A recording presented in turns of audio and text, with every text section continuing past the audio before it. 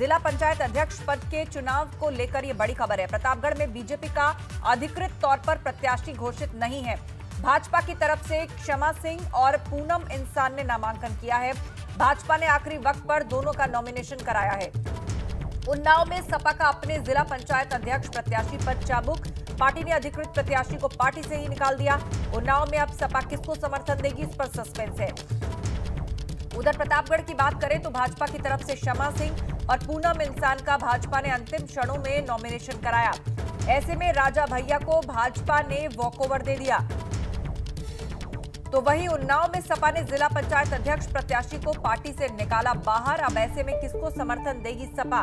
3 जुलाई को चुनाव है, 3 जुलाई को वोटिंग होनी है और उससे पहले तेजी से घटनाक्रम बदल रहे हैं।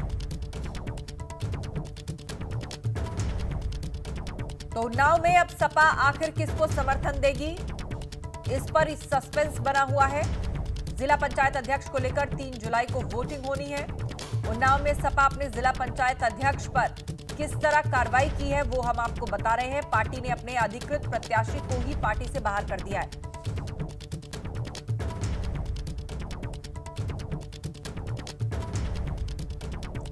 तो समाजवादी पार्टी ने जिला पंचायत अध्यक्ष प्रत्याशी को पार्टी से निकाल दिया। मालती रावत को पार्टी विरोधी गतिविधियों के कारण बाहर कर दिया गया। पार्टी के सभी पदों से भी मालती रावत हटा दी गई है। जिला अध्यक्ष धर्मेंद्र यादव ने पत्र जारी करके इसकी घोषणा की है। तो आपको बता दें कि 3 जुलाई को वोटिंग होनी है जिला पंचायत अध्यक्ष के लिए और उससे पहले पार्टियों के भीतर किस तरह की कार्रवाइयां या घटनाक्रम चल रहे हैं और बदल रहे हैं। सपा ने जिला पंचायत अध्यक्ष की प्रत्याशी मालती रावत को न सिर्फ पार्टी से बाहर निकाल दिया, सभी पदों से भी हटा दिया। समाजवादी पार्टी के सभी पदों से मालती रावत अब हटाई जा चुकी हैं। जिला अध्यक्ष धर्मेंद्र यादव ने पत्र जारी करके इस बात की घोषणा की है।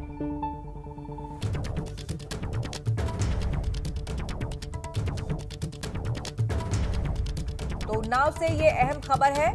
यहां समाजवादी पार्टी अब किसको समर्थन देगी, इस पर सस्पेंस बना हुआ है, क्योंकि अपनी पार्टी की प्रत्याशी मालती रावत को उसने न सिर्फ पार्टी से बाहर निकाल दिया बल्कि सभी पदों से भी हटा दिया है।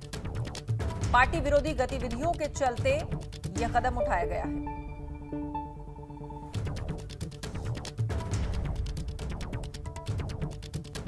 और अब आपको सीधे लिए चलते हैं, मोहम्मद मोइन हमारे साथ जुड़ गए हैं जो कि प्रतापगढ़ से जुड़ी हुई अपडेट हमें देंगे। प्रतापगढ़ वो जिला जहां पर बीजेपी ने 2 लोगों का लास्ट मोमेंट पे नॉमिनेशन कराया, वो भी उनका जो कि उनकी आधिकारिक प्रत्याशी नहीं थी। ऐसा इसलिए मोइन कि कहा जा रहा है राजा भैया को वॉकओवर दे दिया यहां बीजेपी ने। प्रतापगढ़ में त्रिकोणीय मुकाबला है और दिलचस्प बात यह है कि भारतीय जनता पार्टी जहां अभी चुनाव संपन्न नहीं हुआ और उससे पहले ही 21 सीटें जीत चुकी है, लेकिन प्रतापगढ़ जैसे एक छोटे से जिले में अभी तक पार्टी ने अपना अधिकृत उम्मीदवार घोषित नहीं किया है। माना यह जा रहा है कि यहां समाजवादी पार्टी को रोकने के लिए बीजेपी ने राजा भैया की पार्टी जनसत्ता दल को समर्थन देने का फैसला किया है। हालांकि जनसत्ता दल की स्थिति सबसे ज्यादा मजबूत है, यहां सबसे ज्यादा सदस्य उसी पार्टी के जीते हैं। कांग्रेस पार्टी ने भी उसे समर्थन करने का फैसला किया है। 2 दिन पहले 5 निर्दलीय जिला पंचायत सदस्यों ने भी राजा भैया की पार्टी को समर्थन देने का ऐलान किया है। हालांकि भारतीय जनता पार्टी ने ना तो अभी तक आधिकारिक तौर पर अपने प्रत्याशी का ऐलान किया है और ना ही इस बात का ऐलान किया है कि वो राजा भैया की पार्टी को समर्थन देगी। तो समझा ये जा रहा है, कयास ये लगाए जा रहे हैं कि आधिकारिक तौर पर तो ये ऐलान कतई नहीं किया जाएगा कि बीजेपी वहां पर राजा भैया की पार्टी को वॉकओवर देगी, समाजवादी पार्टी को रोकने की कोशिश करेगी। लेकिन अंदर खाने चर्चा यही है कि ये सब कुछ समाजवादी पार्टी को रोकने की एक सियासी कवायद है ताकि राजा भैया को वॉकओवर दे दिया जाए, उनकी पार्टी को जीत दिला दिया जाए, ताकि आने वाले जो विधानसभा चुनाव हैं 7-8 महीने बाद होने वाले हैं उसमें राजा भैया का समर्थन विधानसभा चुनाव में हासिल कर लिया जाए। तो ये एक सियासी चाल है। अब देखने वाली बात ये होगी कि क्या भारतीय जनता पार्टी की ये जो चाल है वो 3 तारीख को समाजवादी पार्टी को जीत हासिल करने से रोक पाती है या ये सारी की सारी कवायद बेकार साबित होती है। बिल्कुल मोइन, तो देखना होगा कि भविष्य के समीकरणों को ध्यान में रखकर मौजूदा समय में जो रणनीति बीजेपी ने चली है वो कितनी कारगर साबित होती है। लेकिन बात जिस त्रिकोणीय मुकाबले की आप कर रहे हैं, समाजवादी पार्टी की तरफ से कौन मैदान में और वहां से किस तरह की जोर आजमाइश या रस्साकशी चल रही है? समाजवादी पार्टी ने यहाँ तकरीबन 1 महीने पहले ही अमरावती यादव को, जो कि पार्टी की पुरानी नेता हैं, उनको अपना उम्मीदवार घोषित किया था। जो एंटी बीजेपी खेमा है, एंटी राजा भैया खेमा है, वो पूरी तरीके से समाजवादी पार्टी के पक्ष में लामबंद है। समाजवादी पार्टी को रोकने के लिए ही जो बाकी पार्टियां हैं, कुछ ने खुलकर समर्थन दे दिया है और कुछ अंदर से जो है वो सेटिंग और गेटिंग के जरिए जो है वो राजा भैया की पार्टी को मजबूत करने में लगी हुई है। तो असली मकसद राजा भैया या उनकी पार्टी को मजबूत करना नहीं, बल्कि समाजवादी पार्टी को रोकना है। और ये सारी की सारी कवायद वो 2022 में होने वाले विधानसभा चुनाव के मद्देनजर की जा रही है, ताकि अगर मौजूदा समय में कोई नुकसान भी होता है तो उसकी भरपाई 8 महीने बाद होने वाले विधानसभा चुनाव में की जा सके, उसका फायदा लिया जा सके। बिल्कुल, आप नजर बनाए रखिए। जानकारी के लिए बहुत शुक्रिया मोइन आपका। प्रयागराज से यह अहम खबर, जहां पर त्रिकोणीय मुकाबला अब है। बीजेपी ने अपना आधिकारिक प्रत्याशी घोषित नहीं किया और लास्ट मोमेंट पर 2 लोगों का नॉमिनेशन करवाया, और ऐसा इसलिए राजा भैया की पार्टी को वॉकओवर यहां पर दिया गया। प्रतापगढ़ में बीजेपी का आधिकारिक तौर पर प्रत्याशी घोषित नहीं है।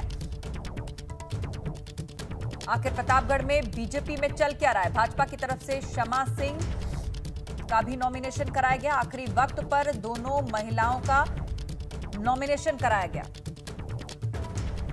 और अब रुख करेंगे उन्नाव की खबर का, जहां पर समाजवादी पार्टी ने अपने आधिकारिक कैंडिडेट को ही पार्टी से बाहर का रास्ता दिखा दिया, और उस पर जानकारी देने के लिए आशीष गौड़ हमारे साथ जुड़ गए हैं। आशीष, क्या वजह रही इसकी? कि पिछले कई दिनों से सपा में कुछ ठीक नहीं चल रहा था। कल शाम जो है सपा के जो जिलाध्यक्ष हैं धर्मेंद्र यादव, उन्होंने एक पत्र जारी किया, और पत्र जारी करने के बाद उन्होंने बताया कि जो उनके आधिकारिक जो प्रत्याशी था मालती रावत, उनको पार्टी विरोधी गतिविधियों के चलते पार्टी से निकाला जा रहा है, और उनके जितने भी पद थे उनसे निकाला जा रहा है, और जिला पंचायत अध्यक्ष की जो प्रत्याशिता था उससे भी बाहर किया जा रहा है। अब उन्नाव का जो चुनाव है बड़ा ही रोचक हो चुका है। उन्नाव का जो चुनाव है वो भाजपा बनाम भाजपा हो गया है। भाजपा बनाम भाजपा इसलिए मैं बोल रहा हूँ क्योंकि जो भाजपा के बागी प्रत्याशी है अरुण सिंह, वो अपने को अभी तक की भाजपा का ही प्रत्याशी मान रहे हैं। उनका साफ तौर पर कहना है कि हमको भाजपा के किसी भी बड़े जो नेता हैं और जो संगठन है उसने किसी ने भी हमको चुनाव लड़ने से मना नहीं किया है। अब उन्नाव का चुनाव जो है बहुत ही रोचक हो चुका है। उन्नाव की यदि बात करी जाए तो 51 सदस्य उन्नाव में है, जिसमें 9 भाजपा के थे, 20 सपा के थे और 22 निर्दलीय हैं। ये निर्दलीय जो प्रत्याशी हैं और जो सपा के प्रत्याशी हैं, यही निर्णायक भूमिका निभाएंगे। अब सबसे बड़ी पसोपेश उन सपा प्रत्याशियों में हो गई है कि वो किसको वोट देते हैं। हालांकि जो सपा के जिलाध्यक्ष थे, उन्होंने पार्टी अपने जो पत्र जारी किया उसमें साफ तौर पर लिखा है कि अब जो सदस्य हैं वो अपने विवेक के आधार पर वोटिंग करें। जी हाँ, बिल्कुल। तो सपा ने अपने सभी पदों से हटा दिया है, पार्टी से भी बाहर का रास्ता दिखा दिया है। लेकिन अब सवाल यही है कि भाजपा वर्सेस भाजपा जैसी जो स्थिति यहां पर पैदा हो गई है, 3 तारीख को उस पर से तस्वीर स्पष्ट हो जाएगी।